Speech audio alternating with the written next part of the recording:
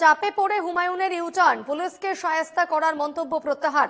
Police super আশ্বাস দিয়েছেন সমস্যার সমাধান হবে, দাবি হুমায়ুনের। আপাতত পিছু হটলেন ভরতপুরের তৃণমূল বিধায়ক।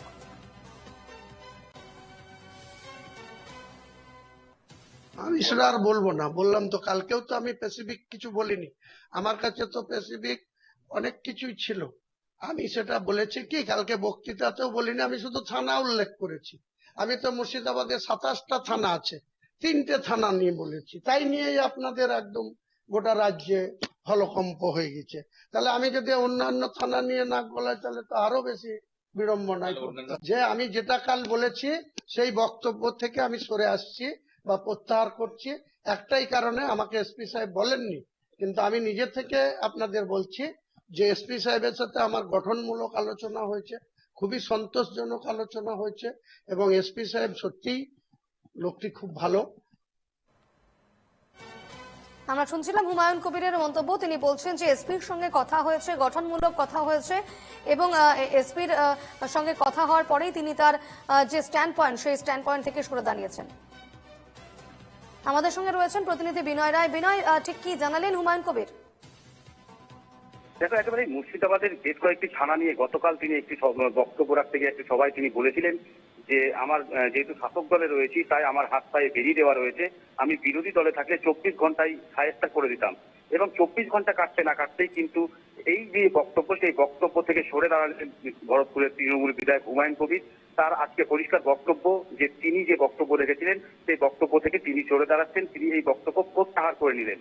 তার কারণ হিসেবে তিনি বলেন যে আজ সকালবেলাতে তিনি যিনি মুর্শিদাবাদ পুলিশ জেলা পুলিশ সুপার কুমার সানিরাজ, তার সঙ্গে দেখা করেছেন, তার সঙ্গে কথা বলেছেন, এবং তিনি যে অভিযোগ করেছিলেন যে লালগোলা, বড়োয়া এবং ভরতপুর থানা নিয়ে, সেই ভরতপুর এই 3টি থানাতে কি কি অভিযোগ রয়েছে সমস্ত অভিযোগ তিনি পুলিশ সুপারকে জানিয়েছেন। এবং তার সঙ্গে যে পুলিশ সুপারের আলোচনা হয়েছে, সেই আলোচনার পর তিনি কিন্তু আশ্বস্ত হয়েছেন তার যে অভিযোগ, সেই অভিযোগগুলো শুনেছেন এবং পুলিশ সুপার তার ব্যবস্থা গ্রহণ করবেন বলেছেন।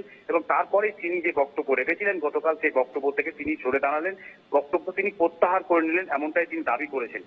আজকেই পুলিশ সুপারের সঙ্গে কথা বলার পর কিন্তু তার এই বক্তব্য এবং তার এই 24 ঘন্টা কাটতে না কাটতে তার কিন্তু ভোল বদল। বিপর্ণা, একেবারে 24 ঘন্টা কাটতে না কাটতেই ভুল বদল হুমায়ুন কবিরের।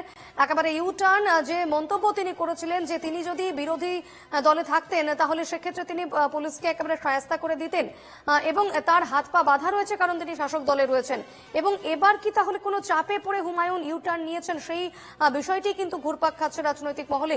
আমি আবারও ফিরবো বিনয়ের কাছে। বিনয়, একেবারে ইউটার্ন নিয়ে নিলেন, 24 ঘন্টার মধ্যে ভুল বদল করলেন হুমায়ুন কবির। সেক্ষেত্রে তার মন্তব্য আমরা শুনছিলাম, তিনি বলছিলেন যে এসপি সঙ্গে কথা হয়েছে, গঠনমূলক কথা হয়েছে। তাহলে কি পুলিশের তরফ থেকে বা দলের তরফ থেকে কোন রকম চাপে রয়েছেন হুমায়ুন কবির?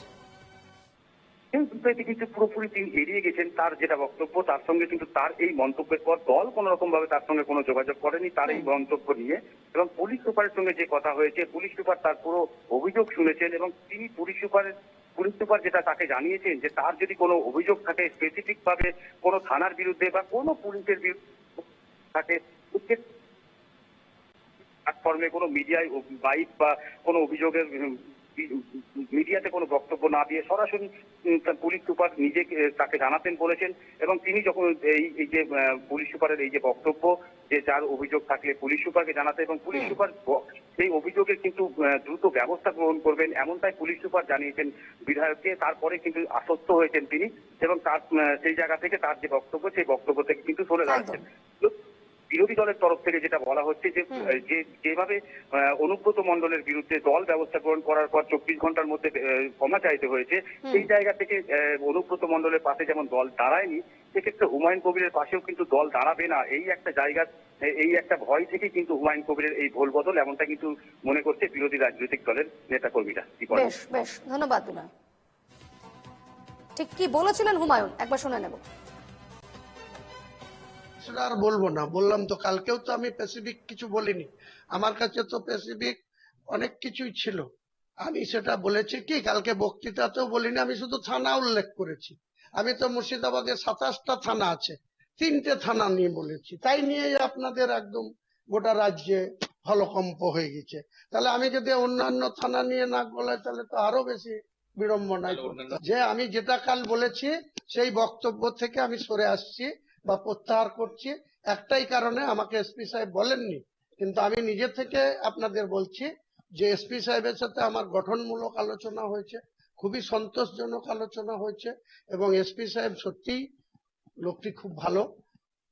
আমি সেটা আর বলবো না। বলছি, ডিজিটাল মিডিয়ায় যারা কাজ করছেন, এখনো মুর্শিদাবাদের বেশ কিছু থানা, যেমন ওই ঘটনাটা ঘটেছে শামশেরগঞ্জ থানায়, এখনো লালগোলা থানা, বড়ুয়া থানা, আমার ভরতপুর থানা, এমন কিছু কিছু কর্মকাণ্ড চলে।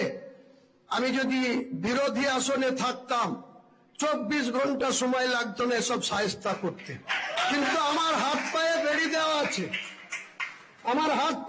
দেওয়া আছে, তার জন্য এইসব থানাগুলা যে ঔদ্ধত্য বা সাধারণ মানুষের উপরে যে জুলুম, অত্যাচার, টর্চারিং করে, আপনারা ডিজিটাল মিডিয়া কোথায় থাকেন? কেন এই খবরগুলো আপনারা করতে পারেন না? কিসের ভয় আপনাদের? আপনারা সৎ সাহস নিয়ে এসব খবরগুলা করুন। পুলিশের চমকানি থেকে ভয় করবেন না।